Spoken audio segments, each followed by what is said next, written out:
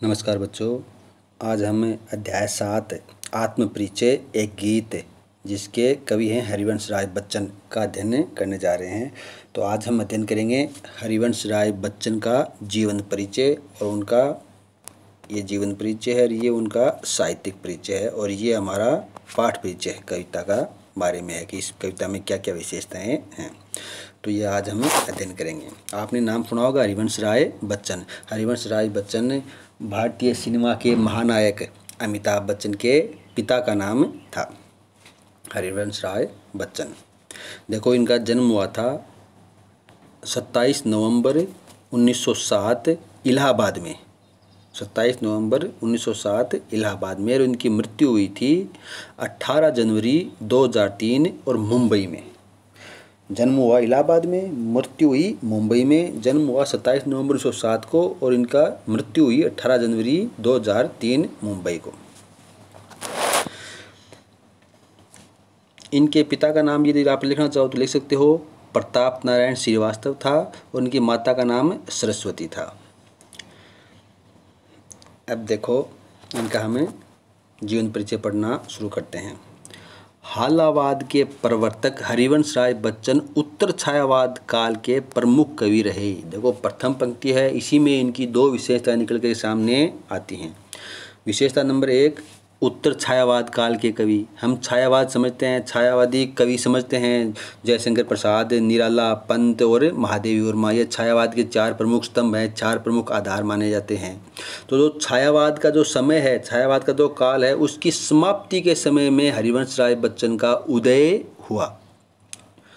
जब छायावाद का काल समाप्त हो रहा था, आधुनिक काल शुरू हो रहा था, तो आधुनिक काल से थोड़े पहले के कवि माने जाते हैं हरिवंश राय बच्चन।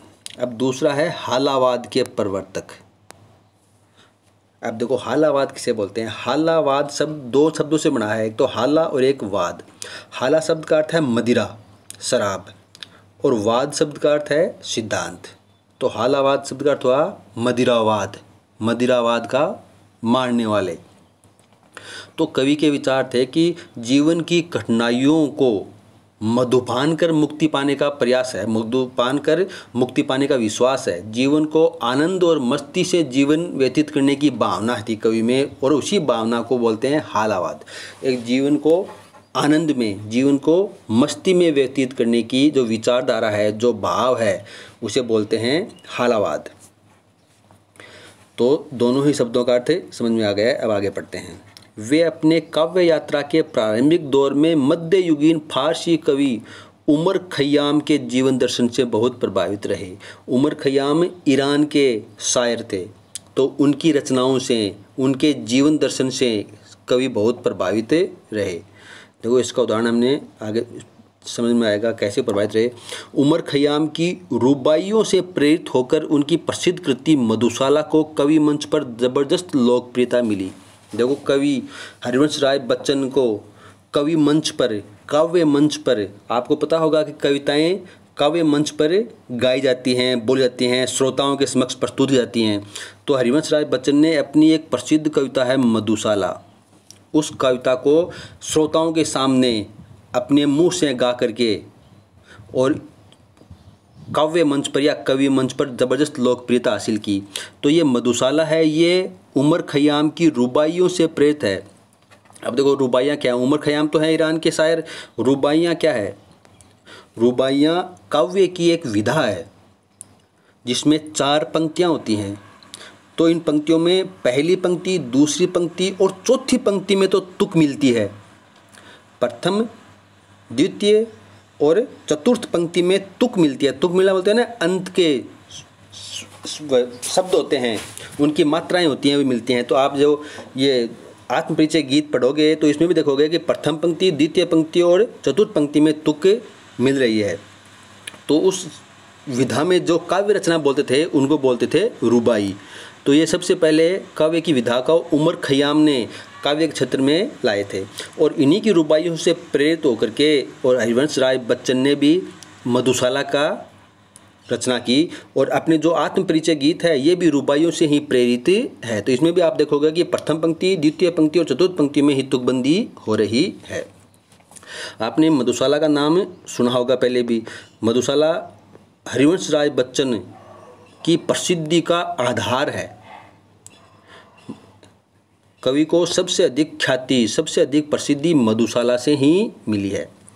तो मधुशाला भी वही हालावाद के प्रवर्तक हैं। मधुशाला का मतलब है मदिरालय, जिसको हम आम बोलचाल की भाषा में ठेका बोलते हैं। तो ये उसी से प्रेरित होकर के एक कवि ने रचना की है। और इसको अमिताभ बच्चन ने अपनी भी आवाज़ में मधुशाला का वाचन किया है। तो आप गूगल पे करोगे या यूट्यूब पे देखोगे तो मधुशाला का भी आपको मिल जाएगी। ये भी एक बहुत ही प्रसिद्ध रचना है। जैसे इसकी एक रुबाई है कि मुसलमान और हिंदू हैं दो, एक मगर उनका प्याला। कि मुसलमान और हिंदू दो हैं मगर उनका प्याला, शराब पीने का जो प्याला है वह एक है। एक मगर उनका मदिरालय, एक मगर उनकी हाला। कि उनकी मदिरालय भी एक ही है, उनका ठेका भी एक है और उनकी हाला, उनकी शराब भी एक ही है। दोनों रहते एक न जब तक मंदिर मस्जिद में जाते। कि जब दोनों मंदिर मस्जिद जाते तब दोनों अलग अलग जाते। दोनों रहते एक न जब तक मंदिर मस्जिद में जाते, बैर बढ़ाते मंदिर मस्जिद मेल कराती मधुशाला। कि मंदिर मस्जिद हैं ये तो आपस में बैर बढ़ाते हैं और मधुशाला है ये उनका मेल कराती है। तो इस प्रकार की उन्होंने रुबाइयों से प्रेरित होकर के मधुशाला का रचना की थी। और इसी प्रकार का ये आत्मपरिचय गीत है, इसमें भी उन्होंने रुबाइयों से ही प्रेरित होकर के और इस गीत की आत्मपरिचय एक गीत की रचना की है। तो कवि हरिवंश राय बच्चन को सबसे अधिक प्रसिद्धि उनकी रचना मधुशाला से ही मिली थी। कवि की विलक्षण प्रतिभा इश्क, मोहब्बत, पीड़ा जैसी रूमानियत से भरी हुई थी। कवि का जीवन है वह इश्क, मोहब्बत और पीड़ा से भरा हुआ था। अब देखो इसके लिए थोड़ा मैंने आपको बता सकता हूँ कि कवि की ने 2 शादियाँ की थी। इनकी पहली पत्नी का नाम था श्यामा। 1926 में शादी की और 1936 में उनका निधन हो गई, मृत्यु हो गया। उनकी दूसरी पत्नी थी तेजी बच्चन, जिनसे उन्होंने शादी की 1941 में और 2007 में उनका निधन हुआ था। तो आप देखोगे कि नीचे उनकी अब देखो आगे पंक्ति पढ़ते हैं एक बार। वे परस्पर झगड़ने के बजाय प्यार को महत्व देते थे। अब उनकी प्रमुख काव्य रचनाएं हैं मधुशाला 1935 में, मधुबाला 1936 में रचना की, मधुकलश 1937 में रचना की, निशा निमंत्रण 1938 में रचना की, एकांत संगीत 1939 में रचना की, आकुल अंतर 1943 में रचना की। तो ये जो काव्य रचनाएं कवि ने की हैं ये उनकी प्रथम पत्नी के मृत्यु के बाद और द्वितीय पत्नी तेजी बच्चन से शादी से पहले की रचना है। तो उस समय कवि प्रेम मोहब्बत और पीड़ा, प्रेम मोहब्बत की पीड़ा के दौर से गुजर रहे थे। तो उसी का भाव आपको इस कविता में भी देखने को मिलेगा। कवि अपनी अस्मिता की, अपनी पहचान का बोध कराने का प्रयास करता है। कवि अपने एक तरफ तो अपने जीवन से खुश है, दूसरी तरफ अपने जीवन से दुखी भी है। तो ये हमें जब उनकी कविता पढ़ेंगे तो उस कविता से हमें पता चलेगा कि कवि किस प्रकार अपनी इस संसार में पहचान बनाए रखने का प्रयास करना चाह रहा है। तो ये जो समय था काव्य रचना का, ये कवि की मोहब्बत, पीड़ा जैसे दुख से भरे हुए समय में इसी काव्य रचनाएं की थी। तो इसी का हमें झलक इस कविता में भी देखने को मिलेगी, कवि किस प्रकार अपने जीवन में दुख से गुजर रहे थे। तो इनकी रचनाएं कौन कौन सी हो गई? मधुशाला, मधुबाला, मधुकलश, निशा निमंत्रण, एकांत संगीत, आकुल अंतर, मिलन यामिनी, संत रंगिणी ये 1945 में, आरती और अंगारे, नए पुराने जरोखे, टूटी फूटी कड़ियाँ, ये इनकी रचनाएं हैं। अब इनके और प्रश्न बन सकता है यहाँ पर कि इनकी आत्मकथा है ना वो 4 भागों में है। आत्मकथा 4 भागों में है। पहले भाग का नाम है क्या बोलूं क्या याद करूं, ये 1969 में उन्होंने लिखी। दूसरी है नीड़ का निर्माण फिर ये 1970 में। बसेरे से दूर ये 1977 में। और 10 द्वार से सोपान तक ये 1985 में अपनी आत्मकथा लिखी उन्होंने। आत्मकथा के 4 भाग हैं, एक पुस्तक में नहीं है। आत्मकथा 4 भागों में है। पहला भाग का नाम है क्या बोलूं क्या याद करूं 1969। दूसरी आत्मकथा का भाग है नाम है नीड़ का निर्माण फिर 1970 में। फिर बसेरे से दूर 1977 में और 10 द्वार से सोपान तक ये 1985 में उन्होंने अपनी आत्मकथा लिखी। इनके द्वारा लिखी प्रवासी की डायरी तथा अनुवाद ग्रंथ हैमलेट, जनगीता व मैकबेथ भी लोकप्रिय रहे। तो इन्होंने एक तो प्रवासी की डायरी लिखी, डायरी विधा में, और अनुवाद ग्रंथ लिखे, अनुवाद किए हैमलेट, जनगीता व मैकबेथ, ये भी लोकप्रिय रहे हैं। तो ये कवि का साहित्यिक परिचय है। अब देखो अपने पाठ परिचय में क्या है। यहाँ संग्रहित उनकी कविता आत्म परिचय, अपनी अस्मिता, अपनी पहचान का बोध कराती है कि कवि क्या हैं, कवि क्या बनना चाहते हैं, कवि किस प्रकार का जीवन जी रहे हैं। सुख दुख को समभाव, एक ही भाव से स्वीकारते हुए जग जीवन से जुड़े रह कर जीने में ही आनंद है। कवि स्नेहसुरा, प्रेम रूपी शराब का पान करके अपने मस्ती में जीवन का गान गाता है। संसार की मौजों में, मौजें मतलब लहरें, संसार की मौजों में मस्त भाव से बहना कवि को भाता है, पसंद है।